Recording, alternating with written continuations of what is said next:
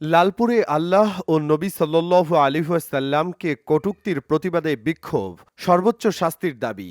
নাটোরের লালপুরে আল্লাহ ও রাসূল সাল্লাল্লাহু আলাইহি ওয়াসাল্লামকে নিয়ে কটূক্তিকারী রাখাল রাহার দ্রুত গ্রেপ্তার এবং র্যাব কর্মকর্তা আলেপের সর্বোচ্চ শাস্তির দাবিতে বিক্ষোভ মিছিল ও সমাবেশ অনুষ্ঠিত হয়েছে।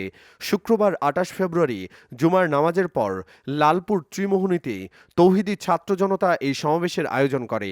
সমাবেশ শেষে একটি বিশাল বিক্ষোভ মিছিল বের করা হয়, যেখানে বিপুল সংখ্যক মানুষ অংশ নেয়। সমাবেশে বক্তারা বলেন, মহানবী হজরত মুহাম্মদ সাল্লাল্লাহু আলাইহি ওয়াসাল্লামকে নিয়ে যারা কটূক্তি করবে তাদের এই দেশে থাকার অধিকার নেই। তারা সরকারের প্রতি আহ্বান জানিয়ে বলেন, ধর্ম অবমাননাকারীদের বিরুদ্ধে কঠোর ব্যবস্থা নিতে হবে, অন্যথায় জনগণই প্রতিরোধ গড়ে তুলবে। তারা আরও বলেন, একটি মুসলিম দেশে কিভাবে রাখাল রাহা ও হাসান গালিব প্রকাশ্যে ধর্ম অবমাননা করে, আমরা তাদের অবিলম্বে আইনের আওতায় এনে দৃষ্টান্তমূলক শাস্তি চাই। উল্লেখ্য, সম্প্রতি রাখাল রাহা সামাজিক যোগাযোগ মাধ্যম ফেসবুকে ইসলাম ধর্মকে নিয়ে একটি অবমাননাকর পোস্ট দেন, যা দেশের ধর্মপ্রাণ মুসলমানদের মধ্যে তীব্র ক্ষোভের সৃষ্টি করেছে।